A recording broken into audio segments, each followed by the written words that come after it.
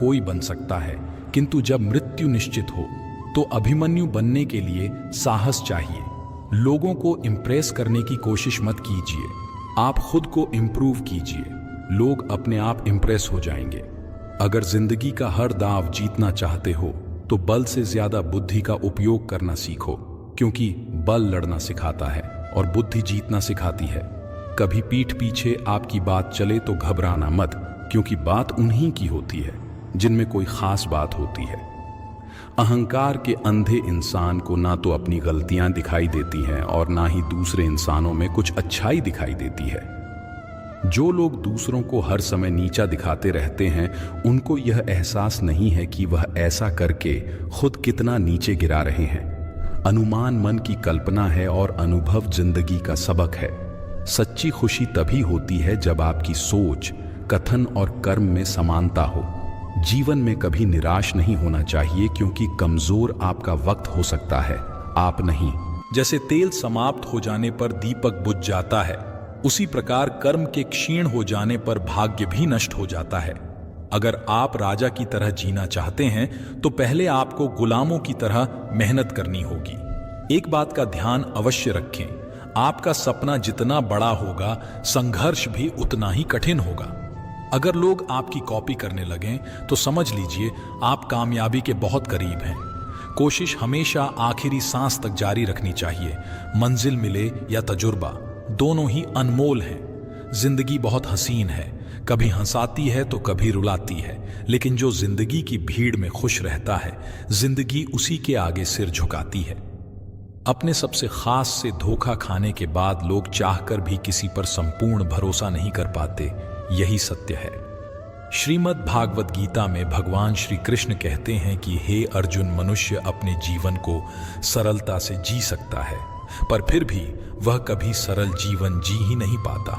वो हमेशा चिंताओं से घिरा रहता है, भूतकाल की बातों को सोचकर परेशान होता रहता है। वो मौत से डरने लगता है। वह ना तो अपने जीवन को सही तरीके से जी पाता है और ना ही मृत्यु को गले लगा पाता है। ज्ञानी व्यक्ति ना तो मरने वाले का शोक करते हैं और ना ही उनका शोक करते हैं जो अभी जिंदा है, क्योंकि वो जानते हैं जो मर गया फिर से जन्म लेगा और जो जिंदा है वो एक दिन जरूर मरेगा। कर्म का नियम कहता है कि प्रत्येक घटना का एक कारण और प्रभाव होता है। समान रूप से किए गए कार्य के परिणाम अलग अलग हो सकते हैं। यह केवल इस बात पर निर्भर करता है कि वह कर्म करता किस प्रकार है।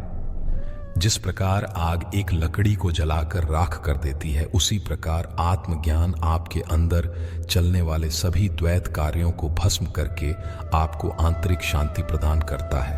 हे पार्थ, ब्राह्मण, क्षत्रिय, वैश्य और शूद्र, इन 4 वर्णों का समूह गुण और कर्मों के अनुसार मेरे द्वारा रचा गया है। इस प्रकार इस सृष्टि की रचना आदि कर्म का कर्ता होने पर भी अविनाशी परमेश्वर को तू वास्तव में अकर्ता ही जान। कर्म करो, लेकिन फल की इच्छा से नहीं। बस अपना कर्म करते जाओ और आगे बढ़ते जाओ। जिसकी आसक्ति सर्वथा नष्ट हो गई है, जो अपनी देह पर अभिमान नहीं करता और जो ममता से रहित हो गया है, जिसका चित्त निरंतर परमात्मा के ज्ञान में स्थित रहता है, वैसा कर्मयोगी अपना कर्म यज्ञ की तरह करता है और मोक्ष को प्राप्त होता है। जो अपना सब कुछ परमात्मा को अर्पित कर देता है, जिसके लिए परमात्मा ही सब कुछ है, जो अपने हर कर्म में परमात्मा को देखता है और हर कर्म परमात्मा के लिए करता है, वैसा कर्मयोगी मोक्ष का अधिकारी होता है।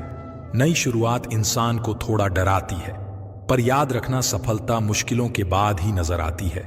कौन क्या कर रहा है, कैसे कर रहा है, क्यों कर रहा है, इन सब से आप जितना दूर रहोगे, आप उतना ही खुश रहोगे। कोई हमारा बुरा करे ये उसका कर्म है, लेकिन हम किसी का बुरा ना करें ये हमारा धर्म है। कोई भी रिश्ता अपनी मर्जी से नहीं जुड़ता, क्योंकि आपको कब, कहां और किससे मिलना है ये सिर्फ ऊपर वाला ही तय करता है। जिंदगी में 2 लोगों का होना बहुत जरूरी है। एक कृष्ण जो ना लड़े फिर भी जीत पक्की कर दे, दूसरा कर्ण जो हार सामने हो फिर भी साथ ना छोड़े। कान्हा कहते हैं, तू करता वही है जो तू चाहता है, मगर होता वही है जो मैं चाहता हूं। तू वही कर जो मैं चाहता हूं, फिर होगा वही जो तू चाहता है। इंसान गलत कार्य करते समय दाएं बाएं आगे पीछे चारों तरफ देखता है, बस ऊपर देखना भूल जाता है। जो मनुष्य ऊपर देख पाता है वो कभी गलत काम करने की हिम्मत नहीं करता। मित्र, भगवान श्री कृष्ण कहते हैं कि जो भी मेरे भक्त श्रद्धा से मुझे भजते, मेरा नाम जपते हैं, मेरी पूजा करते हैं तथा मुझसे प्रेम करते हैं, वो मेरे हैं और मैं उनके सभी कष्टों का हरण करके उन्हें वो सभी सुख प्रदान करता हूं जिनकी वो कामना करते हैं। मित्र, एक समय की बात है, भोला नाम का एक आदमी शहर की एक छोटी सी गली में रहता था। वह मेडिकल की दुकान चलाता था। सारी दवाइयों की उसे अच्छी जानकारी थी। पूरी दुकान खुद संभालता था, इसलिए कौन सी दवा कहाँ रखी है उसे अच्छी तरह पता था।